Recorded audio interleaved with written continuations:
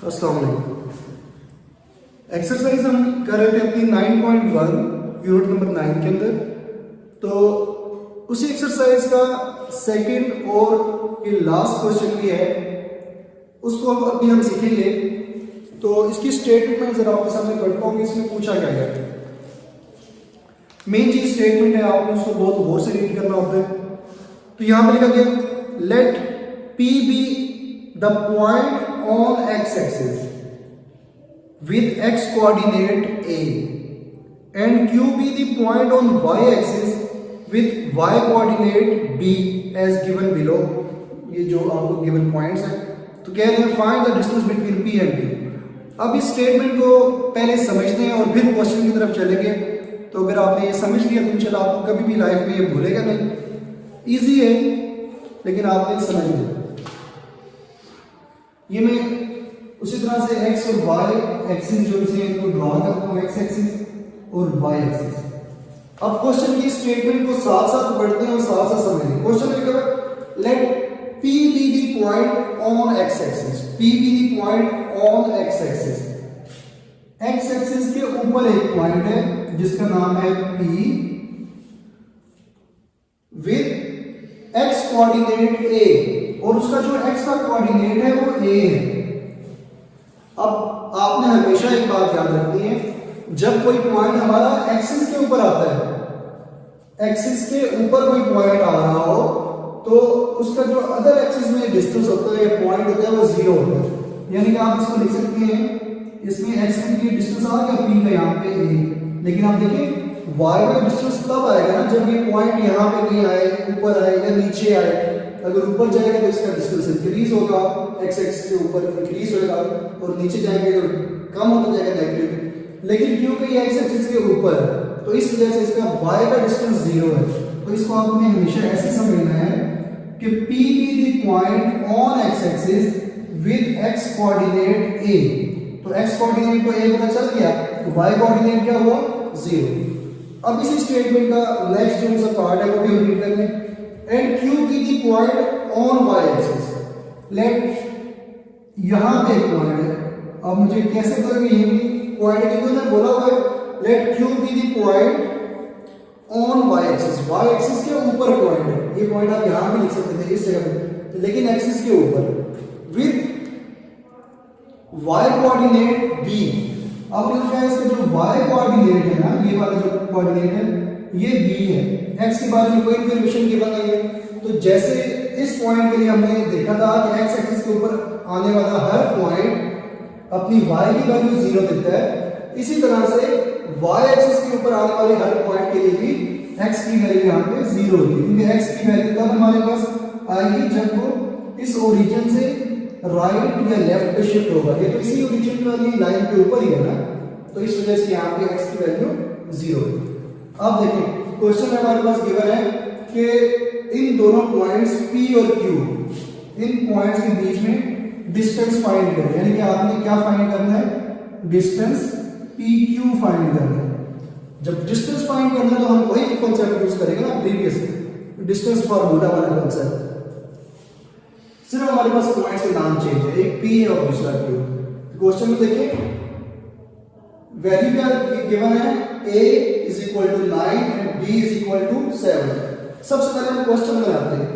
A किसका point है, P का, कौन सा, x कोऑर्डिनेट, ये P पॉइंट है हमारे पास 9, और क्योंकि P का y कोऑर्डिनेट 0 है तो ये 0 आ गया, और Q पॉइंट में आपको पता है B वहां पे हमें शो हो रहा है, तो 0, B की वैल्यू 7। हमेशा इस तरीके से आपने अपने क्वेश्चन को डिजाइन करना है, और उसके बाद प्रीवियस कॉन्सेप्ट यूज करते हुए डिस्टेंस का फॉर्मूला लगाएंगे। यहाँ पे PQ distance is equal to, अब देखिए मैं रैंडम आपको बता रहा हूं कि ये x1 की वैल्यू है और ये x1 y1 x2 y2। Simply values को रिप्लेस करें, x2 minus x1 whole square plus y2 minus y1 whole square. 0 minus 9 is 9 minus 9 और स्क्वायर की वजह से वो माइनस खत्म, तो 9 का स्क्वायर हम सीधे ले लेते हैं। चलिए एक स्टेप हम कर लेते हैं। माइनस 9 का स्क्वायर आ गया प्लस 7 माइनस 0 इज अगेन 7 का स्क्वायर। तो इन दोनों को सॉल्व करने से हमारे पास क्या आ जाएगा, 9 का स्क्वायर 81 प्लस 7 का square 49।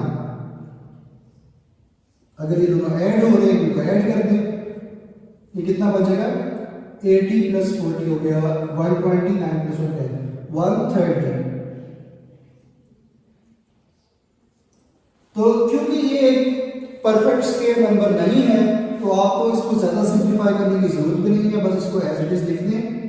The distance PQ is square root 130। देखिए सारा काम हमने वही किया जो लास्ट क्वेश्चन था इसका, क्वेश्चन नंबर 1, उसके अंदर जैसे हमने A और B के दरमियान डिस्टेंस फाइंड करते थे, बिल्कुल उसी तरीके से डिस्टेंस फाइंड किया गया है। सिर्फ यहाँ पे नई चीज क्या थी कि आपको ये P और Q पॉइंट खुद से बनाना है। ओके, अब इस तरह एक पार्ट और करवाएंगे, पार्ट 4। इसके बाद हमारी एक्सरसाइज भी एंड हो जाएगी। आखिरी क्वेश्चन है, आखिरी पार्ट है, तो और से समझिएगा इसको। देखिए पहला पॉइंट बनाना है हमें P पॉइंट के लिए होता है ना A0, तो A की वैल्यू -9 और 0 एज इट इज। Q उसके लिए होता है 0B, 0 और B की जगह पे -4।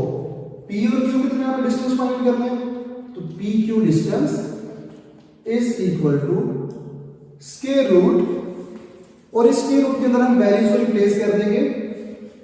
अगेन देख लें, x1 y1 x2 y2 values replace करें।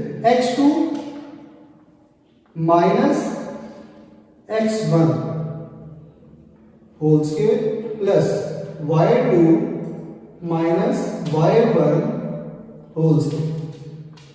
0 minus into minus plus 9, 0 plus 9 is 9, तो 9 का स्क्वायर आ गया प्लस -4 माइनस 0, आंसर इज -4, ऊपर स्क्वायर आ गया और ये स्क्वायर रूट। इनको सिंप्लीफाई करें, 9 का स्क्वायर 81 प्लस 4 का स्क्वायर 16, इन दोनों को ऐड कर लें 97। तो distance between P and Q आपके पास यहां से मिल गया 97। तो स्टूडेंट्स यही था हमारा आज का टॉपिक, आज का लेक्चर। आप इस वीडियो में होप्स हो कि समझ चुके होंगे कि किस तरह से अगर आपको कोऑर्डिनेट्स गिवन है तो उनसे पॉइंट बनाने हैं, और पॉइंट बनाने के बाद उन दोनों पॉइंट्स के बीच में डिस्टेंस फाइंड करना है। एक्सरसाइज 9.1 हमारी यहाँ पे कंप्लीट होती है। अगर किसी किस्म का कोई आपका क्वेश्चन है, कोई बात समझ नहीं आई, तो आप कमेंट सेक्शन में हमसे पूछ सकते हैं। आज के लिए इतना ही, अल्लाह हाफ़िज़।